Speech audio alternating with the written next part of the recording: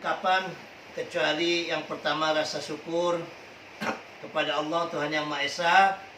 Acara webinar Agama Cinta yang ke-52 ini acara yang khusus kita adakan untuk memperingati 93 tahun Sumpah Pemuda. Meskipun kondisi cuaca hujan, tapi masih dapat berjalan dengan baik. WiFi nggak bisa ya, APSL nggak bisa. Untung ada simpati yang masih bisa Mas Nurul, sehingga Agus bisa mengikuti. Begitu juga narasumber yang lainnya banyak yang terpelanting. Inilah ujian ya apabila kita diskusi virtual, tetapi tidak mengurangi rasa semangat kita. Saya ucapkan ya secara pribadi dan juga sebagai koordinator Agama Cinta kepada semua narasumber, dulurku Pak Bernard Huta Barat asli arek Surabaya, ya meskipun darah turunannya Batak tapi makan minumnya di Surabaya. Begitu udah gede merantau di Hong Kong, memberikan tausiah memberikan pencerahan tentang Sumpah Pemuda dan merawat kebinekaan yang sangat luar biasa. Begitu juga terima kasih kepada Bapak Martin dan mewakili dari komunitas Katolik yang telah menyampaikan narasinya dan juga membacakan notulennya. Dan juga kepada tulurku Pak Antonius yang juga mengisi doa mewakili agama Katolik.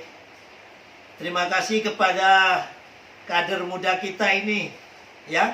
Mudah-mudahan ibunda kita tidak kita sebut kakak sebab udah punya anak katanya. Kepada Bunda Brian ya, mudah-mudahan tidak jemu untuk mencintai Indonesia yang Bhinneka Tunggal Ika ini. Pada kesempatan lain bisa untuk bersama dengan kita. Dan juga kepada Pak Ida Made Sagita, mewakili dari rohaniawan Hindu yang tidak bisa berlanjut sebab beliau ada di luar pulau, tepatnya di daerah Sulawesi dan sinyalnya jelek. Begitu juga terima kasih kepada Bapak Totok, rohaniawan dari Buddha, ya karena kondisi cuaca hujan dan lampu mati sehingga terpelanting tidak bisa mengikuti kita sampai akhir, tetapi sudah menyampaikan materi yang sangat luar biasa. Dan juga tidak lupa kami ucapkan terima kasih kepada Gus Amsori yang mewakili dari Muslim. Beliau adalah Waka LPBH PBNO yang tadi telah menyampaikan tentang bagaimana Islam khususnya di dalam ajaran-ajaran NU senantiasa mengajarkan nilai-nilai ukhuwah Islamiyah, bukan hanya sekadar itu tapi ukhuwah basyariah dan ukhuwah wataniyah, persaudaraan sesama umat manusia dan juga persaudaraan sesama anak bangsa.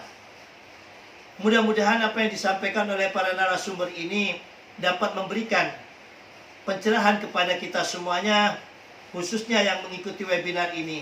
Dan harapan Gus, agar mari kita yang sadar, yang mencintai bangsa dan negeri ini, jangan pernah lelah.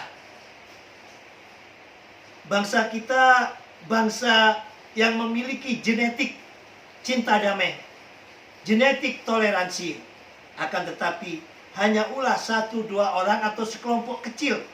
Justru mereka lebih mewarnai daripada media atau jagat media sosial kita. Contoh soal, ada kasus anjing yang di Aceh. Ini berhari-hari dibicarakan, ya. Tetapi nilai-nilai perdamaian semacam ini, bagaimana luar biasanya kita yang berbeda iman berdoa bersama, ya, dalam satu ruangan agama cinta ini, yang nge-share aja sulit, ya. Tetapi kalau nilai-nilai kebencian, ya, Yahya Waloni ataupun MK atau John Juang, wah ribuan itu yang nge-like, yang melihat, ya. Ini harus istilahnya kerja berat kita. Seperti Pak Jaras nyatakan tadi, Pak Martin Jaras mengatakan bahwa kerja semacam ini sangat berat. Karena satu, kita tidak punya kepentingan politik. Yang kedua, pasca era reformasi ini nilai-nilai kebaikan itu dianggap sepi. Justru kalau nilai-nilai yang negatif ya, ada FPI hanya 10, 12 ngabrik tokonya orang, itu udah jadi viral. Tetapi Gus ribuan kali melakukan bakti sosial ya. Baik itu di Aceh ya, di Poso, sampai bakti sosial yang kecil.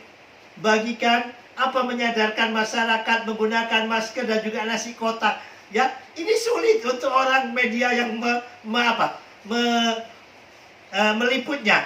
Tetapi umpamanya ada 1-2 orang kelompok kecil bakar pagarnya gereja, sudah bisa seminggu bahkan sebulan ramai diisukan di media.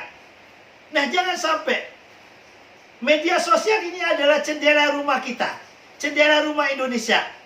Ini semuanya harus kita cegat. Inilah Indonesia kita. Meskipun kita di dalam perbedaan, mulai dari Sumpah Pemuda dulu, yang punya rumah itu orang Tionghoa, ya. Kebetulan anak-anak pelajar situ punya kos-kosan dan ada di sana. Kalau nggak diizinkan, tidak mungkin, dan resikonya sangat besar berhadapan dengan kolonial Belanda saat itu.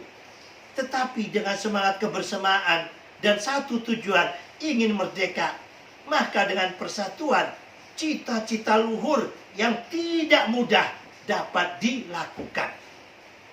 Begitu juga harapan kita semuanya, ayo. 93 tahun kita telah bersumpah ya, generasi pendahulu kita bersumpah bahwa kita satu tanah air, satu bangsa, satu bahasa Indonesia.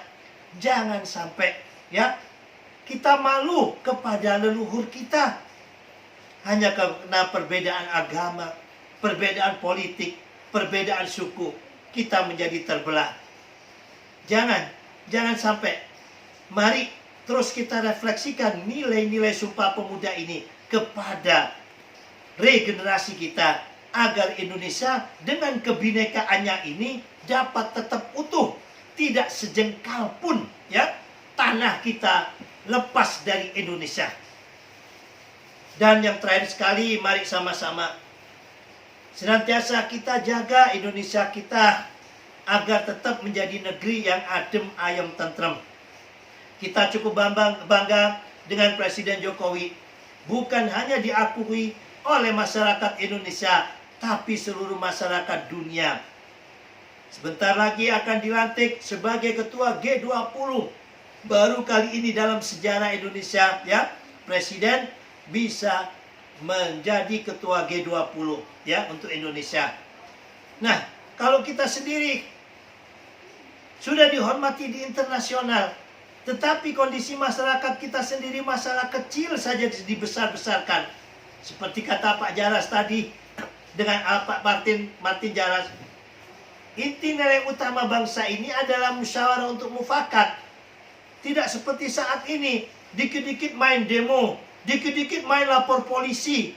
Itu bukan adat budaya kita. Gus dulu masih kecil ya, berantem tetangga ini antar anak dengan satu, bahkan sampai rame. Itu tidak pernah ke kantor polisi. Dipanggil orang tuanya sama sesepuh kampung, ya, mau damai atau bagaimana? Nah, bahkan lebih sadis lagi di Madura. Kalau sampai ada berantem, didatangi sesepuh kampung. Kalau nggak mau damai, lawan saya, kata sesepuhnya. Ini cara mendamaikan. Nah, nilai daripada musyawarah itu tujuannya untuk mencapai mufakat. Nggak kayak sekarang ini. Bahkan itu antar tokoh agama, ada masalah sepele saja, sudah. Semuanya bicara di media sosial. Yang kasihan ini rakyat kecil. Ya, yang kasihan ini rakyat kecil. Makanya di zaman saat ini, khususnya kepada bapak-bapakku yang ada di atas, yang menjadi pejabat publik khususnya, berhati-hatilah di dalam menyampaikan pesan-pesannya ataupun ucapannya di dunia media sosial ini. Sedikit saja ya kekeliruan, kehilapan kita di dalam bicara. Bukannya tabayun dulu, bukan seperti Pak Martin tadi, dipanggil ataupun ditanya untuk musyawarah mufakat, sehingga tidak semuanya rakyat tahu. Kasihan rakyat kecil ya. Rakyat kita ini cukup adem ayem, cukup cinta damai. Tetapi karena ulah satu dua orang yang senang sekali untuk mempelintir, yang senang sekali untuk menggoreng di media sosial, terkesan seakan-akan negara kita ini tidak akor. Padahal di bawah tidak ya, di bawah tidak. Mari sama-sama kita jaga Indonesia ini agar tetap menjadi negeri yang baldatun thayyibatun rabbun ghafur, negeri yang gemah ripah, lo jinawi, murah sandang, murah pangan, murah papan. Amin, Allahumma amin. Demikian dari kami, sekali lagi terima kasih kepada narasumber, kepada moderator, dan juga kepada semua partisipan yang telah mendukung acara ini ya, meskipun 1 sen, 2 sen ya. Terlaksanaannya acara ini dengan baik. Kalau kurang gimana Gus? Ya pakai dompet Gus sendiri Pak Martin kan gitu ya. Demikian, salam damai agama cinta, salam Pancasila, salam Bhinneka Tunggal Ika. Assalamualaikum warahmatullahi wabarakatuh. Merdeka!